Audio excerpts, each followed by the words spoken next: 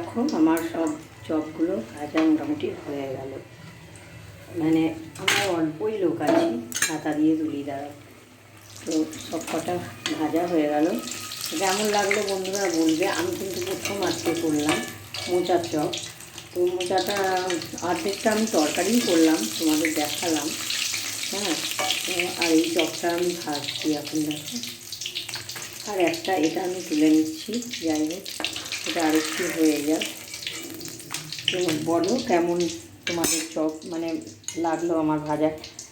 দেখো আমি তো কোনো দিন করিনি, তবে সব জিনিসটাই না দরকার শেখার। কখনো বৃষ্টি হচ্ছে হচ্ছে তো বাইরে আনতে যাওয়ার কোনো দরকারই নেই।